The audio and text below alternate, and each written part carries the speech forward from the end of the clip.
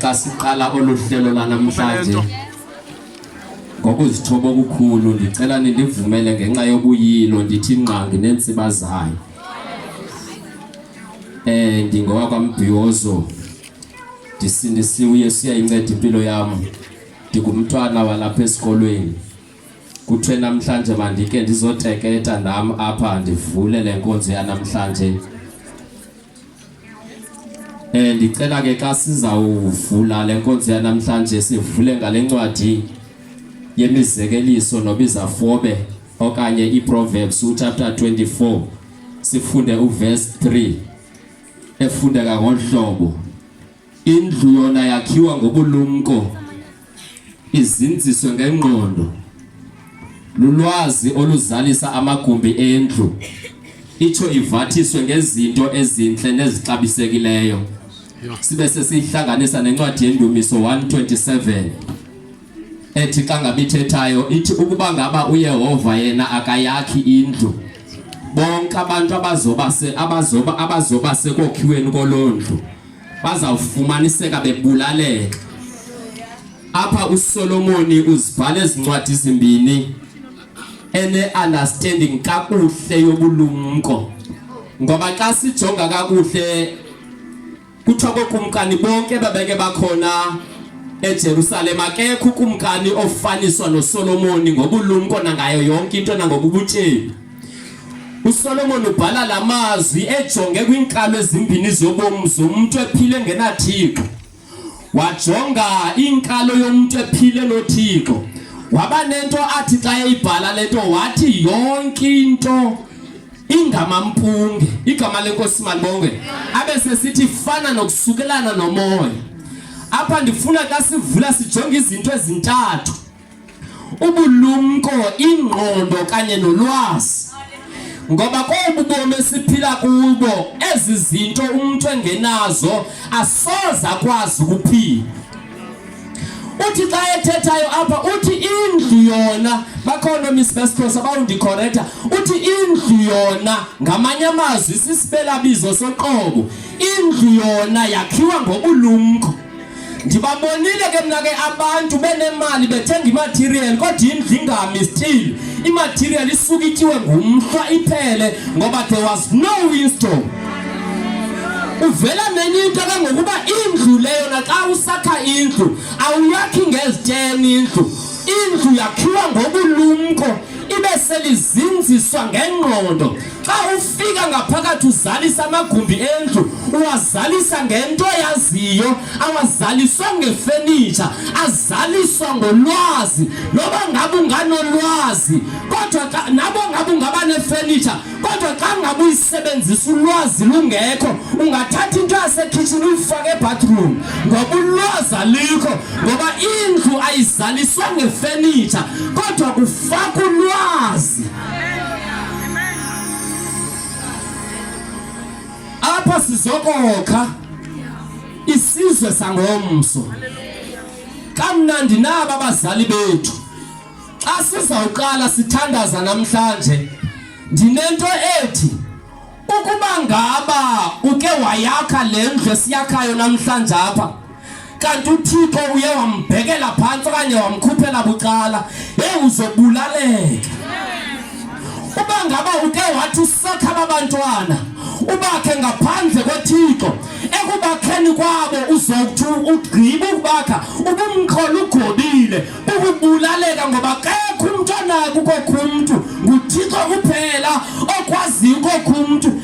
Uba ngaba nike niyiqaphele lento, kunamaxesha apho sike sisiwe ngabantu esibathandayo kuthiwe umuntu uhambile. Xa befika abantu bekhala befika umzimba ukhona kanti lento ngumuntu ayiyo lento esiyibona apha namhlanje. Hence thina sakha lento esiyibonayo lesingayiboniyo eqhulathwe ilento esiyibonayo ayakhiwa ngumuntu kodwa yakhiwa nguThixo ngoba umuntu lona ngumoya ngaphakathi kule nyama esiyibonayo namhlanje. Yilento uSolomon ebhala lamazwi ethi indlu kayona yakhiwa ngobulumko ibese lizinziswa ngengqondo apha ngaphakathi kwaba bantwana. Into ezobanceda lulwazi olokhelwe ebulumkeni obunguKristu Yesu.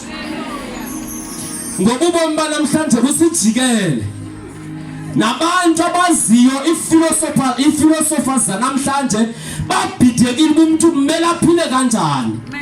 Nabantu baqalekile bangubona bangahlala naye ngoba abantu baphenduka ingonyama.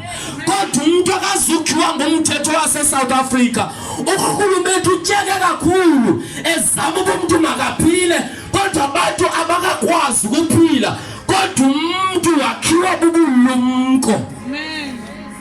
Bayaguga abazali bethu ngoku kudala bejonga abantu abebebalindele nabebebazalile kodwa yenzeki lonto kodwa banike nosoka kuthi kanti akekho uThixo kule foundation eniyibekayo nanamhlanje othi sizobafaka kodwa bangabe uThixo asimkhankanyi ezimpilweni zaba bantwana bobulaleka naba babakhayo naba bazobulaleka othi babafakile ngoba namhlanje abantu bathembekile bafaka othi kodwa kukho ulumko ngaphakathi kubo.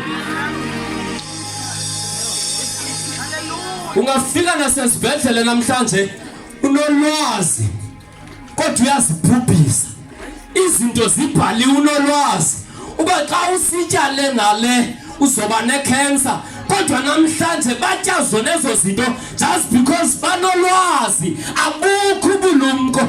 Mamela ke xa ngaba sesizothandaza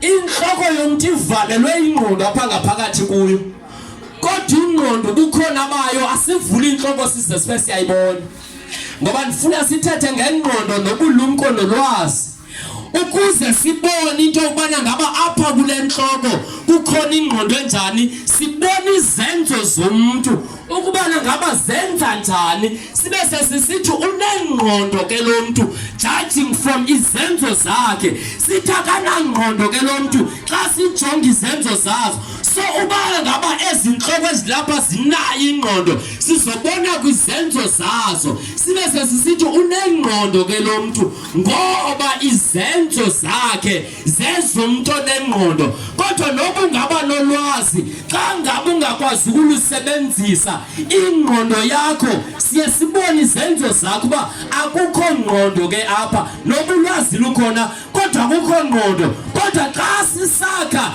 ifamily zethu uThixo ngekho yonke into esiyenzayo siyenzela ilize athi xa edlulayo uthi namajoni agada isixeko noba ngaba ngasigada angalali ahlale lilize xa ngaba engalumkanga. Ndibabonile mina abantu begadwa ngabantu kodwa kufa kubafikele ngoba umuntu akagadwa ngumuntu kodwa kunomuntu ogada umuntu Christ Jesus.